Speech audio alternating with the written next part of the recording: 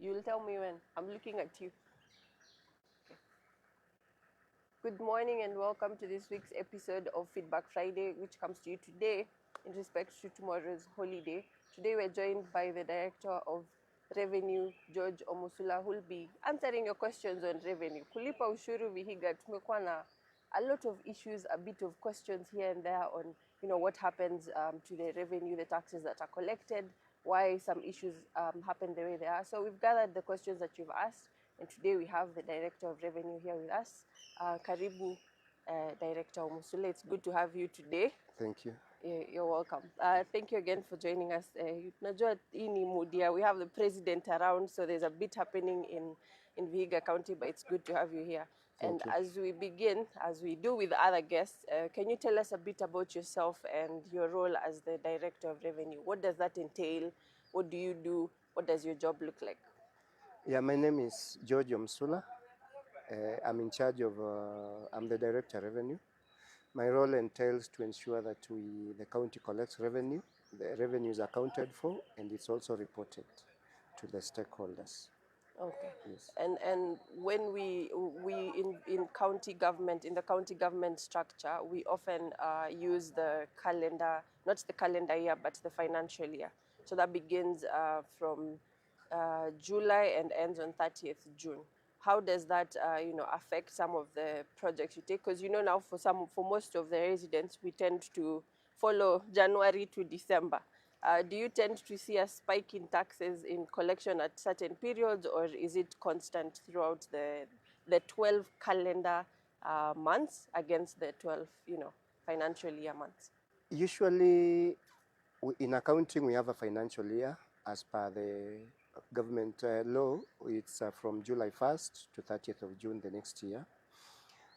But we have licenses mostly run for a calendar year.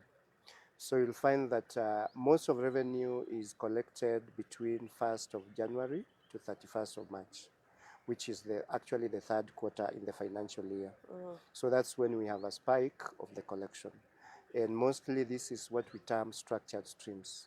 Structured streams are those that we can easily determine. We know that we can quantify. So this includes single business permits, this rent, their rates, these are done annually as per the calendar year. Okay, and now in the last financial year, 2024-25, the county government of Vihiga surpassed its target and collected above the set target for revenue collection. So congratulations to your team for that. Thank you. Now it was set, the revenue collected in that year was at 397 million. And in this financial year, you've set a target of 535 million. Now, as you've mentioned, this is the quarter where we tend to see a spike in collection of taxes. Are we on course to achieve the target of 535 million, or what does it look like from your end? From our end, we are comfortable. We are going to hit that target of 535 million. Especially this period, we have seen our clients and the traders are responding very well. We had a few challenges, but as of today, I can confidently say that the 535 is achievable and we are going to hit it. Okay, yes. So 30th June, the county should have reached this target and hopefully surpassed as last financial year you did. Yeah, we are optimistic, and we are Kenyans. And before we continue, I'd like to urge them that as we approach the deadline, usually it's the 31st of March, we encourage them to come so that they don't come in on 30th and 31st. We have already done the invoicing. So we have, most of the traders don't have invoicing, have invoices. And the invoice has clear instructions on how you pay. One, there's a bank account, and two, you have the M-Pesa, where you use paybill 003838, and the account number, it's narrated the invoice number. We're encouraging those who have received invoices to pay using their phones. And if you've not received an invoice, please reach us so that we're able to give you an invoice. Okay. Because come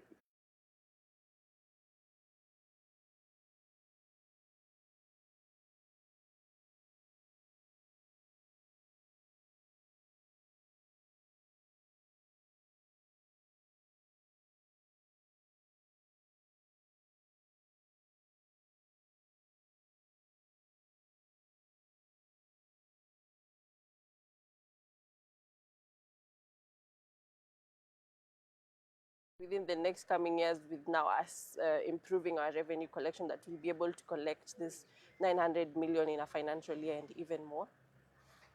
Yeah, you are right. We had a session with, there's a study that was carried out by the Commission of Revenue Allocation.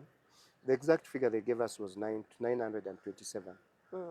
So gradually we are trying to tighten the laws, we are trying to explore other areas that we are not doing, and also doing a lot of education on the taxpayers so that they are aware that you can easily pay tax, not through shortcuts, by maybe other means. And that's why also invested in the revenue automation, so that we make it convenient for our traders to pay, and that we are optimistic with that.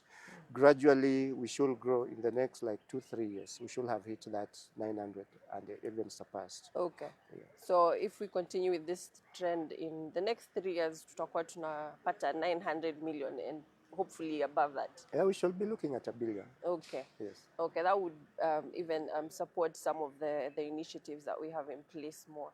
And you've also mentioned that we have a fully automated system. However, we see residents often complain that when they are asked for revenue, they are asked for revenue to give, the different taxes in cash.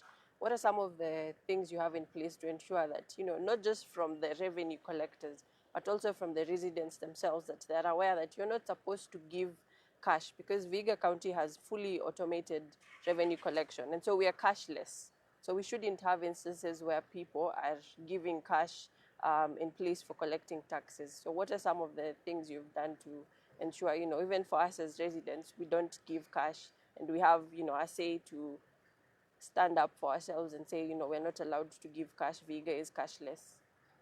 Yes, changes come with some challenges, and from the days before, when we had even municipal and county councils, people were used to paying cash. Now we have the issue of mobile phones, and we are now able to do M-Pesa and using pay bills and even prompting. So what we are doing, away from even pushing our staff, we are trying to do education. I've appeared even on Vihiga FM just to encourage our people to pay via pay bill. We've also taken initiatives. When we go around, we talk to our traders. And when we get forums where we can transmit the same information, like this one here, is to encourage our people to pay through the digital platforms. So this is the mobile banking, M-Pesa, we can deposit to the bank. You know that the banks now have agents all over. Yes. You can be able to pay. Even in our hospitals, what we've done, we are displaying our pay bills. Visit any of our level 4 hospitals, you are able to see pay bills. When you visit even the Vihiga County Referral Hospital, we've discussed with Equity, and now they have an agent there. The essence is just to create convenience. You don't need to have to pay cash or leave to go somewhere. You just have somewhere convenience. You have somebody to give the money, and you have a receipt. Okay. Yes. And arguably, this still falls to the residents. It can still be argued that some people may not have access to, if our shosho comes to pay for something and they want to pay for a certain tax and they have cash, what happens in that particular situation? Yeah, you are right. We experience challenges, especially on markets, where a shosho has a mulika mwizi, and they keep it very far away for security reasons. Yes. So what we usually do is, we've seen even the traders are cooperating. You'll find that if there are 6, they decide to give their entire money to one, and so that he pays for the 6. So we have those challenges, but we are addressing them as they arise. Every challenge is unique, and we look at the circumstance on how we can solve it. Okay. Yes. So in this case, would you allow them do the revenue collectors collect cash, or do you still convince them to, pay using the mulika mwizi that they have placed somewhere? Sorry, they do pay using mulika mwizi. Mulika mwizi is comfortably pays. The challenge is, how market traders operate, Yes. especially butter. She has so many things there and their clients there, so she has no time, and she has kept her phone away. Yes. So for that's where we use several, come together and pay. Let me state that there is zero tolerance to cash collection. Said in a message, once you pay via M-Pesa, because of confidentiality, there's a text that comes. saying that we've received your money. So usually when inspecting, we don't go for the receipt or the M-Pesa message because there's confidentiality around your M-Pesa balances. So there's a message that we inspect. So to encourage our people that kindly pay via M-Pesa, and there's a message, that's what we check. Okay. And be confident that will not be interested in your M-Pesa balances. There's a specific message that comes saying since pay. We've received or we have paid such amount to Vihiga County. So you just check that the relevant taxes, the relevant revenue has been paid. Yes. For the particular business or the person who's paying it. Yes. And now recently we've seen a video circulating online, and nowadays the online space is where we get a lot of our information. For instance, currently we are having a campaign on Tukokadi of where people are sharing if they have registered for elections or not to vote in the upcoming elections. Now for Vihiga County, we had a gentleman who shared a video. He's a boda rider where he said that one of the officers had, confiscated his motorbike, and he was being asked to pay 3,000 for impound and late payment. And from his end, he says he was only supposed to pay 200 shillings for the sticker. Can you clarify to us what happened and what should boda riders pay as fees? Thank you very much. I think the question has come in at the right time. One is we charge boda 200 shillings per month. As per the Finance Act, the due date is by 5th you should have paid. Just as the structured stream, we say for the calendar year by 31st of March. For monthly, it's by 5th. So there are two ways of revenue collection. There's voluntary. Voluntary is to know that before 5th, I need to pay 500. And then if you fail to pay and you are caught, then now there's a penalty that comes, which is 1,000 bob. Mm-hmm. And when we find you, we find that you are not compliant now. And we don't want to get engaged again with you. What we want is the revenue. Normally, we'll encourage you to pay for the whole year. For this particular case, if you watch the video at the tail end, he was being given a paper to sign and he was arguing that, am I selling my motorbike? And when you check, the motorbike was being kept safe in one of our storage facilities. This is the procedure of before impound. One, you are served with an invoice. Confidently, the boda rider was served with an invoice on WhatsApp. He refused to pick the physical, so he was served with an invoice. Two, once your goods are impounded, we give you a list saying a certain staff who gives his details, his number, and his name has taken and itemizes the items that he has impounded from you. So once it's impounded, you are given that form and the invoice. So when you get the money, you come pay, and then you check as per the impound form what was taken into custody. And when you are being given back, you check, is it in good condition? And we are also human. When something is going to go stale, we always tell you pick it. Okay. Yes. For perishables, we don't keep them there. Okay. Now, from what you've explained, the fees for that should have been 1,000 shillings, and the 200 for the monthly payment. Now, for this particular case, we saw the gentleman asking for 3,000 shillings. Now, do you have forums or avenues where you bring, for instance, boda riders to tell them, these are the taxes that are supposed to be paid, because ni haki ya mwananchi kulipa, kujua ni ushuru upi analipa na kwa nini, and has this, how have you solved this particular case, and what are some of the steps that we will see the department taking to ensure that, especially for boda riders for this instance, that they know this is what I'm supposed to pay, this is where I need to report, for instance, and this is why this is happening. This is the procedure as you've explained, and this is what needs to be done, and what I need to do on my end if I am the boda rider. For this particular case is unajua ukipeana information sometimes, unajua ule alikuwa amechukuliwa pikipiki ndiye alisema wanamwitisha 3,000. At no one point did our staff say unahitaji ulipe 3,000. So, nikikumbuka nikiwatch hiyo video ilisema tuna sheria. Sasa ile ilitendeka ni ule alikuwa anasema 3,000 mwenye pikipiki alikuwa ashapewa invoice. Na najua invoice yake haikuwa hiyo 3,000.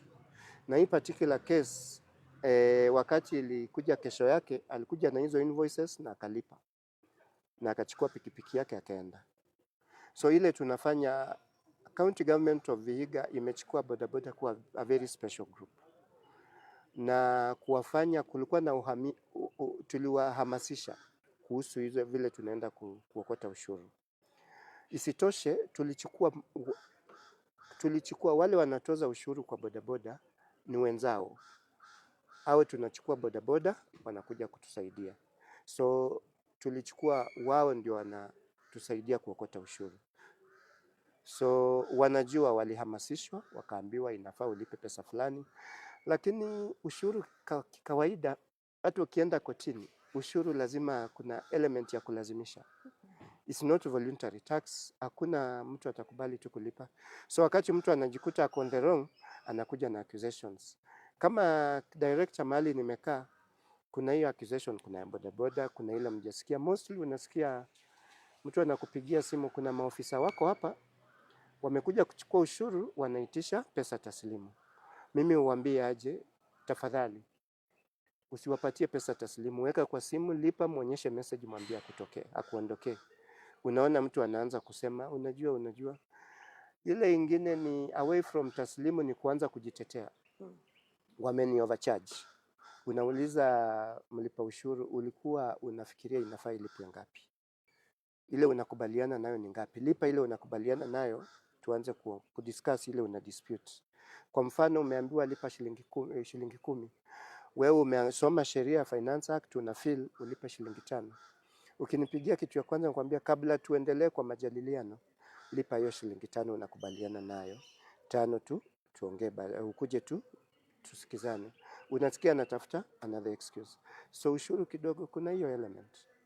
Na hiyo mvutano na kulipa ushuru hata kwa kiwango cha national level, Kenya Revenue Authority. Unajua hiyo mvutano bado inakuwa. Yeah. And so now, sir, hapa locally, we have a Finance Act specific to Vihiga County. Because previously we have had complaints, and we had the Deputy Director of Budget who previously addressed that there usually public participation, hizi forums, watu wanakuja wanasema kama wanakubaliana na hii act ama hawakubaliani na. And one of the issues was that that residents do not know when these forums happen. So what would you encourage, or like how can people get access to the different Finance Act? Nikitaka kusoma, kwa sababu sasa hapo umesema kama ni shilingi 10 ama shilingi 50, ni wapi ndo watu wanafaa wasome ama wapate hii Finance Act? Vipi ndio wajue ni nini nafaa nilipe, ndio hata huyo mtoza ushuru mwenye ana collect akikuja na anaweza kuambia hapa nimesoma ndio ni 50 nalipa, ama hapana si shilingi 50, hapa imesema hivi, hapa inasema nisilipe cash, nisilipe pesa, niweke kwa M-Pesa ama nipeleke kwa bank. Watu wanapata vipi? Asante. Finance bill ina process. Kama sasa tumeanza ile tunafanya, tunaitisha maoni, na pia sio tu kitu inafanywa mara moja. Wakati tunachukua ushuru, tunachukua feedback. Tukipata chance ya kutengeneza finance bill, tunachukua hiyo feedback tumechukua in the process ya kukusanya ushuru, tunaiweka ndani. Tukishaiweka ndani, tunaweka tunatengeneza what we call a finance bill. Finance bill inaonyesha makadirio vile tunaenda kuokota, vile tunaenda kucharge. Once iko hivyo, tunatangaza siku ya public participation. Kwa njia gani? One, tunaiweka kwa county website. Kisheria tunaiweka kwa gazeti. Tunatumia county administration na hata national government administration kutangaza tutakuwa na public participation. Ikishakuwa tunaenda tunasikiza wananchi, wanatupatia maoni. Tunachukua hiyo maoni, tunai-analyze. Tunai-incorporate kwa finance bill, ndio to forward for approval kwa county assembly. County assembly pia huwa inachukua ile tumewaambia, inaenda kuvalidate, tena inaenda back to wananchi. Na maoni sio tu peke yake kwa hizo forums za public participation. Tunakubaliwa kusaviwa memoranda. Unatuandikia barua memoranda, unasema tunahitaji mfanye hivi hivi. Tuna incorporate hizo zote. Fika county assembly, wanawapatia chance tena kuhakikisha ile tulisema ndio ile wameokota. So ndio wananchi vile wananchi walisema. So pia wanaenda round kupitia public participation. Pia wanachukua memoranda. Wakisharithika ndio isubjectiwa to approval na the full house ya county assembly. Then itasendiwa na His Excellency the Governor ndio tuanze kuimplement after publishing. Na during wakati tuna implement hiyo sheria, mwananchi ana haki ya kusema umeniitisha pesa fulani, nionyeshe kisheria imeandikwa wapi. Na hiyo document available na staff wetu inakuwa available.